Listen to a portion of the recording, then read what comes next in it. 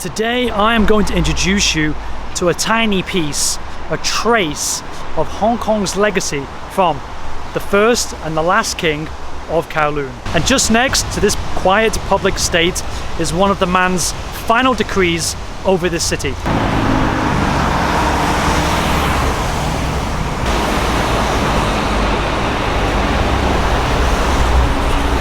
Now, if you're confused, of course Hong Kong never had a king. Neither did China for that matter. But this was no ordinary king, as you'll see over here.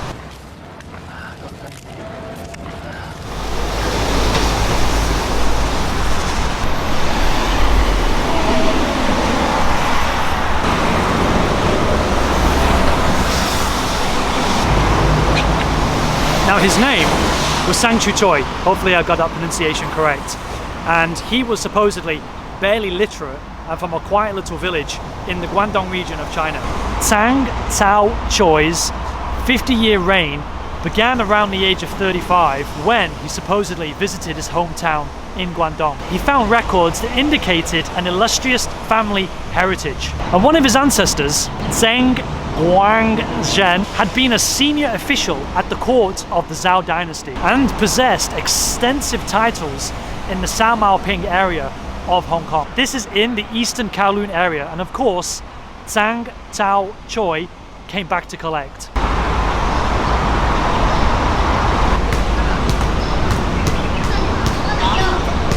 So thus, Sang Cao Choi began to view himself as the rightful claimant to the Sao Mau Ping estates, and then he further declared that the whole of Hong Kong was his rightful inheritance as well, and supposedly had legal matters not being complicated by the Treaty of Nanjing, the land would have been his, and it wouldn't have belonged to the British. Now, there was never any physical proof that Sang Cao Choi was the rightful inheritor of the soil that I'm standing on. And if he never got to keep Kowloon and Hong Kong for himself, how exactly was he a king? Well, he couldn't prove he was a king based on bloodlines. He was a king, in my view, for being the premier graffiti artist that Hong Kong had ever known. The King of Kowloon certainly demanded a king's audience by being so public with his proclamations over any surface he considered his own, and, without realising, he would pave a way for others to follow.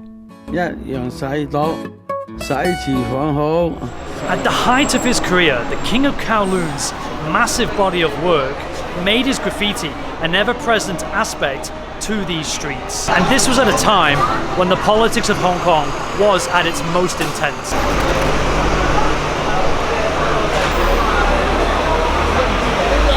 This particular piece is at the TST ferry terminal. I have no idea what it says, but his sentiments and his consistent approach to marking what he regarded as his territory using the streets of Hong Kong as a form of direct messaging made a mockery of the British Hong Kong government's claim to power. Tsang's graffiti has ranged from lampposts, utility boxes, pillars, pavements, street furniture and building walls, to even the occasional car. He was prolific and he was everywhere in this city.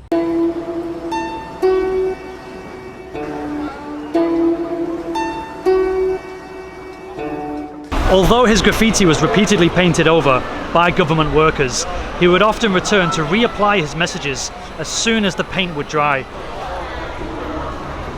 At one point, there were over 55,000 pieces of graffiti across the city